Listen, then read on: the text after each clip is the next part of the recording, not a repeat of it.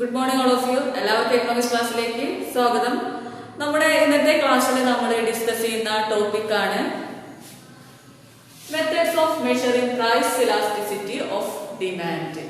വില ഇലാസ്തികത അളക്കുന്ന രീതികളെ കുറിച്ചാണ് നമ്മൾ ഇന്നത്തെ ക്ലാസ്സിൽ ഡിസ്കസ് ചെയ്യാൻ പോകുന്നത്. നമ്മൾ കഴിഞ്ഞ ക്ലാസ്സിൽ വില ഇലാസ്തികതയെ കുറിച്ചിട്ടൊക്കെ പ്രൈസ് ഇലാസ്റ്റിസിറ്റിയെ കുറിച്ചൊക്കെ നമ്മൾ പഠിച്ചിട്ടുണ്ടായിരുന്നു. നമ്മുടെ ഇന്നത്തെ ക്ലാസ്സിൽ നമ്മൾ ഡിസ്കസ് ചെയ്യാൻ പോകുന്നത് methods of measuring price elasticity of demand അഥവാ വില ഇലാസ്തികത അളക്കുന്ന രീതികളെ കുറിച്ചാണ്. വളരെ പ്രധാനപ്പെട്ട ഒരു ഭാഗമാണ്. പ്ലസ് ടു എക്കണോമിക്സിലെ ഏറ്റവും പ്രധാനപ്പെട്ട ഭാഗമാണ് methods of measuring price elasticity of demand. എക്സാമിനൊക്കെ എപ്പോഴും ചോദിക്കാറുള്ളതാണ്.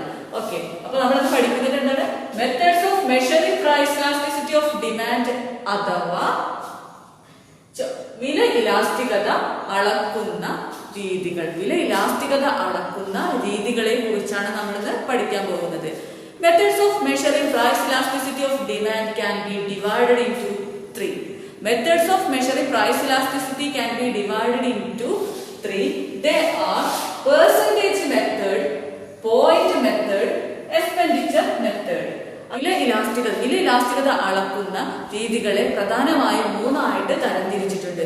അവയാണ് പെർസെന്റേജ് മെത്തേഡ് അഥവാ ശതമാന രീതി, പെർസെന്റേജ് മെത്തേഡ് അഥവാ ശതമാന രീതി, പോയിന്റ് മെത്തേഡ് അഥവാ ബിന്ദു രീതി, പോയിന്റ് മെത്തേഡ് അഥവാ ബിന്ദു രീതി, എക്സ്പെൻഡിച്ചർ മെത്തേഡ് അഥവാ ചെലവ് രീതി, എക്സ്പെൻഡിച്ചർ മെത്തേഡ് അഥവാ ചെലവ് രീതി. അപ്പോ നമ്മുടെ വില ഇലാസ്തികത അളക്കുന്ന പ്രധാനപ്പെട്ട 3 രീതികളാണ് ശതമാന രീതി, ബിന്ദു രീതി, ചെലവ് രീതി. അപ്പൊ എത്ര മെത്തേഡുകളാണുള്ളത്? 3 മെത്തേഡുകളാണ്. അതിൽ ഏതൊക്കെയാണെന്ന് പറഞ്ഞത്?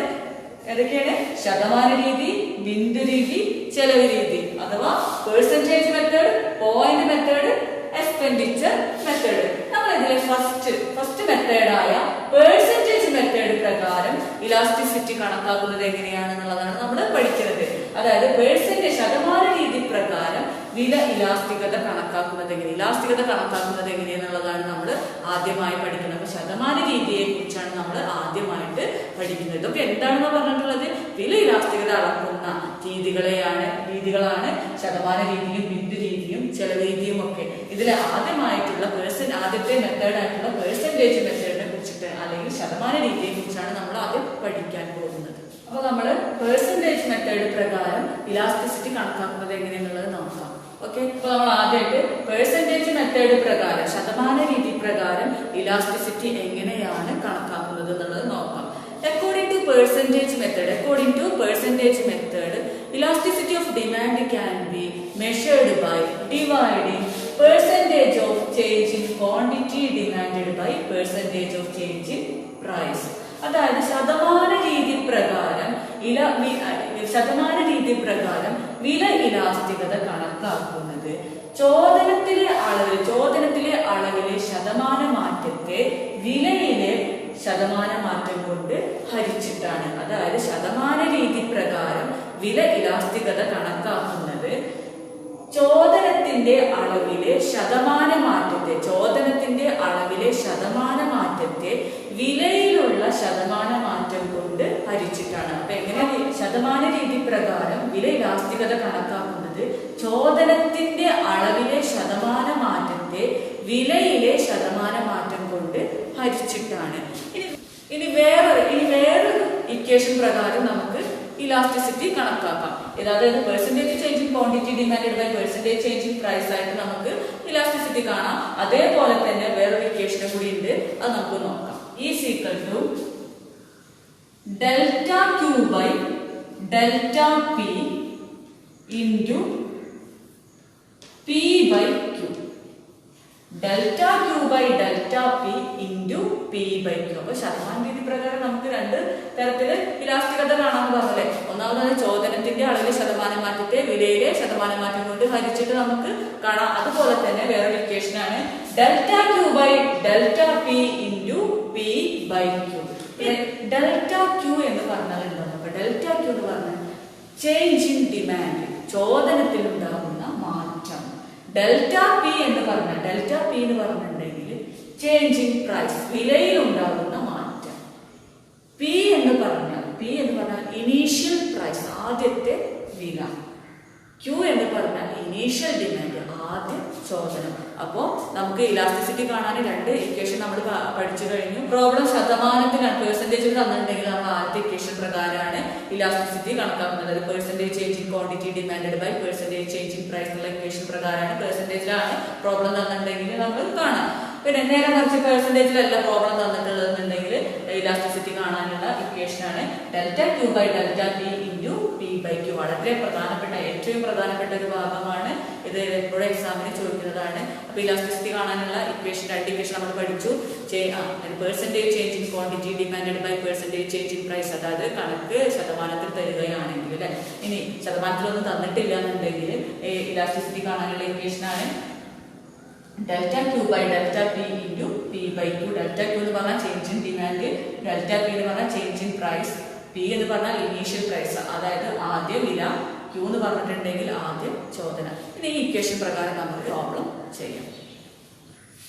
അപ്പൊ നമുക്ക് പ്രൈസ് ഇലാസ്റ്റിസിറ്റി കണക്കാക്കുന്നതിനുള്ള ഒരു ക്വസ്റ്റ്യൻ ആണ് ഇവിടെ എഴുതിയിട്ടുണ്ട്, ബോർഡിൽ എഴുതിയിട്ടുണ്ട്. അപ്പൊ ക്വസ്റ്റ്യൻ ഒന്ന് വായിച്ചു തരാം. When the price of petrol increased from rupees 60 to 70, its demand decreased from 100 liters to 80 liters. Find price elasticity of petrol. അതായത് പെട്രോളിന്റെ വില 60 രൂപയിൽ നിന്നും 70 രൂപയായി വർദ്ധിച്ചപ്പോൾ അതിന്റെ ചോദനം അഥവാ ഡിമാൻഡ് decreased from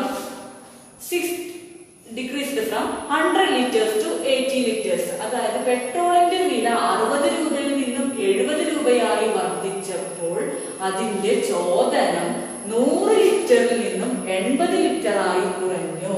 അങ്ങനെയെങ്കിൽ പ്രൈസ് ഇലാസ്റ്റിസിറ്റി ഓഫ് പെട്രോൾ കണക്കാക്കുക, അതായത് പെട്രോളിന്റെ വില ഇലാസ്തികത കണക്കാക്കുക എന്നാണ് പറഞ്ഞിട്ടുള്ളത്. അതായത് വില എന്താണ് ഇലാസ്തികത എന്ന് പറഞ്ഞാൽ വിലയിൽ ഉണ്ടാകുന്ന മാറ്റത്തിന്റെ ഫലമായി അതിന്റെ ചോദനത്തിന്റെ അളവിൽ ഉണ്ടാകുന്ന മാറ്റത്തിന്റെ നിരക്കിനെയാണ് പ്രൈസ് ഇലാസ്റ്റിസിറ്റി ഒക്കെ പ്രൈസ് ഇലാസ്റ്റിസിറ്റി എന്ന് പറയുന്നത് നമുക്ക് അറിയാം. അപ്പൊ ഇവിടെ വില, സാധനത്തിന്റെ വില വർദ്ധിക്കുകയാണ് ചെയ്തത് അല്ലെ. വില വർദ്ധിച്ചപ്പോൾ അതിന്റെ ചോദനത്തിൽ എത്ര മാറ്റം ഉണ്ടായി എന്ന് കണക്കാക്കാനാണ് നമ്മൾ പറഞ്ഞിട്ടുള്ളത്. അതായത് ഇവിടെ ഏതിന്റെ വിലയാണ്? പെട്രോളിന്റെ വില വർദ്ധിച്ചു. അപ്പോൾ പെട്രോളിന്റെ ചോദനത്തിൽ എത്ര മാറ്റം സംഭവിച്ചു എന്ന് കണ്ടെത്താനാണ് നമ്മളോട് പറഞ്ഞിട്ടുള്ളത്. അപ്പോൾ കണക്ക് ഈ പ്രോബ്ലം പേഴ്സൻറ്റേജിലൊന്നല്ല അല്ലെ, ഇത്ര ശതമാനം വർദ്ധിച്ചു എന്നൊന്നല്ലല്ലോ പറഞ്ഞിട്ടുള്ളത്, പേഴ്സൻറ്റേജിലൊന്നല്ല കണക്ക് തന്നിട്ടുള്ളത്. അപ്പൊ നമ്മൾ ഏത് ഇക്വേഷനാണ് നമ്മൾ ഉപയോഗിക്കുക ഈ പ്രോബ്ലം സോൾവ് ചെയ്യാൻ? നമ്മൾ equation delta Q by delta P into P by Q എന്ന് പറഞ്ഞ ഇക്വേഷനാണ് നമ്മൾ പ്രൈസ് ഇലാസ്റ്റിസിറ്റി ഓഫ് ഡിമാൻഡ് കണക്കാക്കുന്നതിനുള്ള ഇക്വേഷൻ ഏതാണ്? Delta Q by delta P into P by Q എന്ന് പറഞ്ഞിട്ടുള്ള ഇക്വേഷൻ പ്രകാരമാണ് നമുക്ക് ഇലാസ്റ്റിസിറ്റി കണ്ടെത്തുന്നത്. അപ്പൊ നമുക്ക് ഞാൻ ഒന്നുകൂടി പറഞ്ഞുതരാം എന്താണ് ക്വസ്റ്റ്യൻ എന്നുള്ളത്.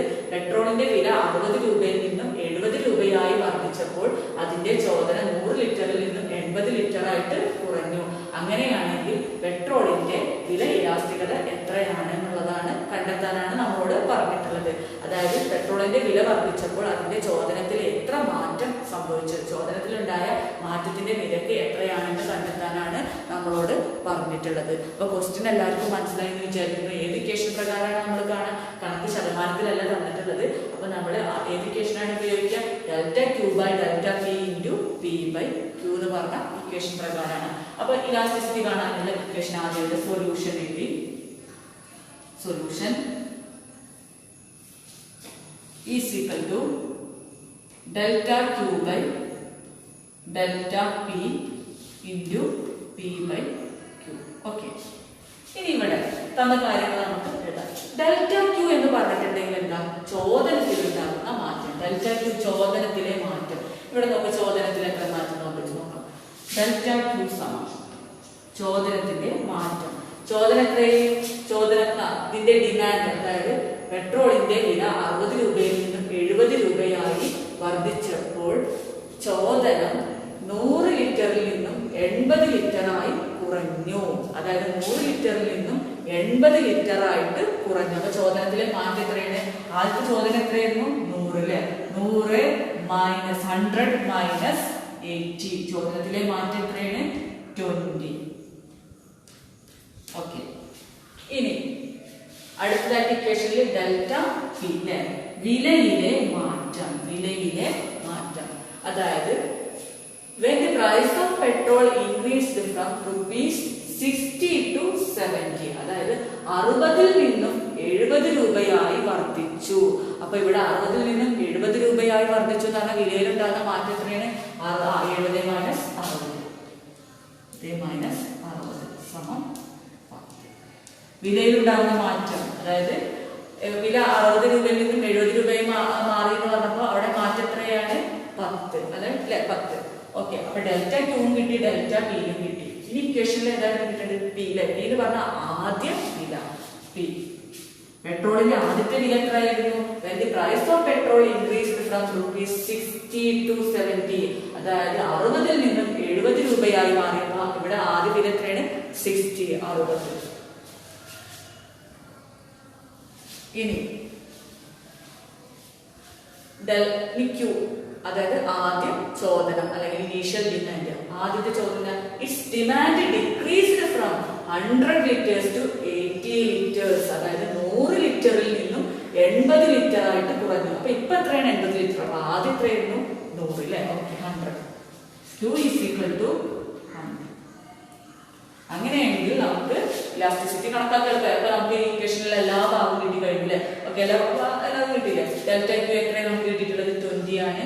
Delta P is equal to 10 ആണ്. പി എത്രയാണ് കിട്ടിയിട്ടുള്ളത്? 60 ആണ്. ക്യൂ എത്രയാണ്? 100 ആണെന്ന് കിട്ടിയിട്ടുണ്ട്. ഇനി നമുക്ക് ഇലാസ്റ്റിസിറ്റി കാണാൻ എളുപ്പമാണ്. Elasticity is equal to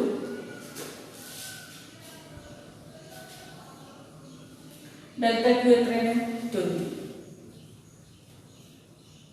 20 by delta Q. Delta P എത്രയാണ്? 10. 20 by 10 into P, 60 by 100. is equal to 20 by 10 എന്ന് പറഞ്ഞിട്ടുണ്ടെങ്കിൽ എത്രയാണ്? 2 into 60 by 100 എന്ന് പറഞ്ഞിട്ടുണ്ടെങ്കിൽ ഈ 0 കിട്ടി, 6 by 10 എന്ന് പറഞ്ഞിട്ടുണ്ടെങ്കിൽ 0.6. Elasticity is equal to 2 into 0.6, 1.2. Elasticity എത്രയാണ്? 1.2 ആണ്. അപ്പൊ നമുക്ക് ഇലാസ്റ്റിസിറ്റി 1.2 ആണ് കിട്ടിയിട്ട്. അപ്പൊ നമ്മുടെ ആൻസർ ഇലാസ്റ്റിസിറ്റി എത്ര കിട്ടിയിട്ട്? 1.2. ഇലാസ്റ്റിസിറ്റി ഒന്നിനേക്കാൾ കൂടുതലാണ്. ഇവിടെ ഇലാസ്റ്റിക് ഡിമാൻഡ് ആണ് ഉള്ളത്. അതായത് ഇലാസ്റ്റിക ചോദനമാണ് കിട്ടിയിട്ടുള്ളത്. അതായത് ചോദനത്തിൽ ഉണ്ടാകുന്ന മാറ്റം, ഡിമാൻഡിൽ ഉണ്ടാകുന്ന മാറ്റം വിലയിൽ ഉണ്ടാകുന്ന മാറ്റത്തിനേക്കാൾ കൂടുതലാണ് ഇവിടെ സംഭവിച്ചത്. ഇവിടെ ഏറ്റവും കൂടുതൽ മാറ്റം സംഭവിച്ചിട്ടുള്ളത് എവിടെയാണ്? ഡിമാൻഡിലാണ്, അതായത് വിലയിലുണ്ടാകുന്ന മാറ്റത്തിനേക്കാൾ. അതായത് ഇലാസ്റ്റിസിറ്റി എത്ര കിട്ടിയിട്ടുള്ളത്? 1.2 ആണ്. അപ്പൊ നിങ്ങൾക്ക് ഈ പ്രോബ്ലം മനസ്സിലായി എന്ന് വിചാരിക്കുന്നു. അപ്പൊ നമ്മൾ ഇന്നത്തെ ക്ലാസ്സിൽ ശതമാന രീതി പ്രകാരം എങ്ങനെയാണ് പ്രൈസ് ഇലാസ്റ്റിസിറ്റി കണക്കാക്കുന്നത് നമ്മൾ പഠിച്ചു കഴിഞ്ഞു. അതായത് നമ്മുടെ ഇന്നത്തെ ക്ലാസ്സിൽ നമ്മൾ ഡിസ്കസ് ചെയ്തിരുന്നത് ശതമാന രീതി പ്രകാരം പ്രൈസ് ഇലാസ്റ്റിസിറ്റി ഓഫ് ഡിമാൻഡ് എങ്ങനെ കണക്കാക്കാം എന്നുള്ളതിന്റെ ഒരു പ്രോബ്ലം ഒക്കെ നമ്മൾ ചെയ്ത് കഴിഞ്ഞു. ഇന്നത്തെ ക്ലാസ് നിങ്ങൾക്ക് മനസ്സിലായി എന്ന് വിചാരിക്കുന്നു. Thank you.